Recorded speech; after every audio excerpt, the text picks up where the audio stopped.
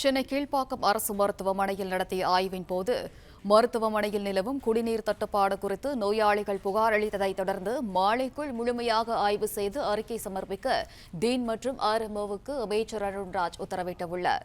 கூடுதல் விவரங்களை வழங்குகிறார் செய்தியாளர் மாணிக்கம். வணக்கம். விவரம். தமிழ்நாடு மருத்துவம் மற்றும் நலவாழ்வுத்துறை அமைச்சர் அருண்ராஜ் அவர்கள் தற்போது திடீர் ஆய்வு என்ற அடிப்படையில் சென்னை கீழ்ப்பாக்கத்தில் இருக்கக்கூடிய அரசு மருத்துவக் கல்லூரி மருத்துவமனையில் ஆய்வு மேற்கொண்டிருந்தார். அந்த ஆய்வின் போது மருத்துவமனையுடைய அனைத்து பகுதிகளுக்கும் சென்று அவர் ஆய்வு மேற்கொண்டிருந்தார்.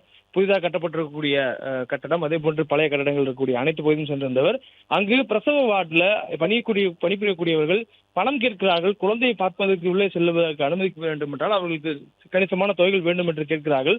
அதே போன்று குழந்தை பிறந்த செய்தி சொல்வதற்கு உள்ளிட்டவர்களெல்லாம் அவர்கள் கேட்கிறார் என்ற ஒரு குற்றச்சாட்டினை வந்திருந்த மருத்துவ பயனாளியுடைய உறவினர்கள் குற்றமாக புகாராக அமைச்சரிடம் தெரிவித்திருந்தனர்.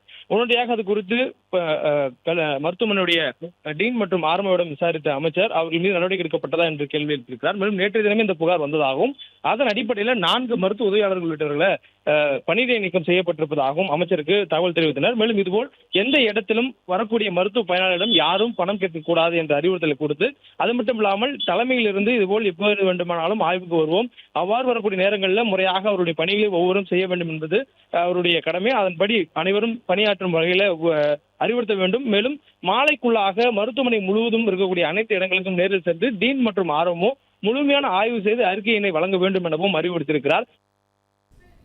விவரங்களுக்கு நன்றி மாணிக்கம்.